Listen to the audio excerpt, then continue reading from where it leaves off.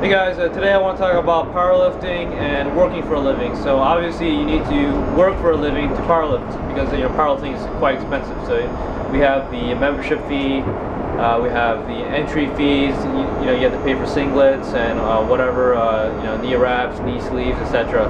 And it's an ongoing expense. So you guys have to take care of business first. So it may be if you work a white collar job, a blue collar job. If you own a business, you have to take care of business first. So let me tell you a little bit about myself. So I live in Maryland, but I commute to Virginia. So the commute can be really bad. So even though it's only a stretch of 18-20 miles, it can get really bad. So when I leave work, it may be around 5.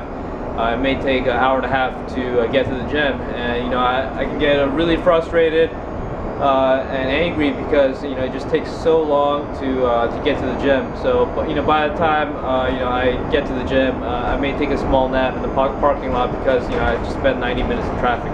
But it's something you have to do. So you guys have to realize that powerlifters in the United States, we don't make a living by powerlifting, and it's not even the case in Russia. So let me get this straight. So I actually talked to a coach, assistant coach of the IPF Russian team, and yeah, it was just a huge misconception on my part, saying, oh, people in Russia, they just, the lifters in Russia, they just live for a living. No, they don't. A lot of, he told me that Andrei Malanchev has some kind of social work in the government, or some type of government job with some type of social cause, and Sergey Fedosienko, he works as a sports coach. That'll allow him to lift more comfortably. But anyways, yeah, these guys, we all work for a living, so it's something that you have to consider. And again, powerlifting is a fringe sport, so it's not a sport that's going to generate money for you. So like for example, I believe the biggest tournament is the Cup Titans, and they win a few $1,000s for getting a first, second, or third place.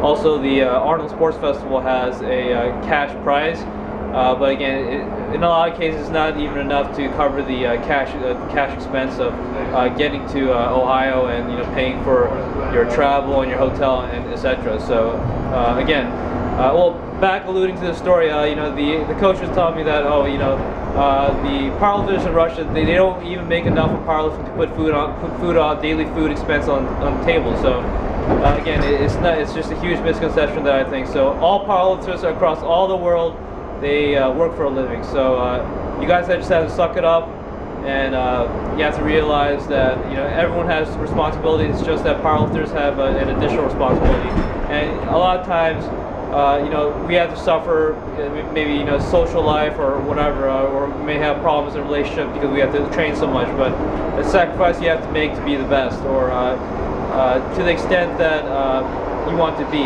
how good you want to be. So again, that's it, and thanks for watching.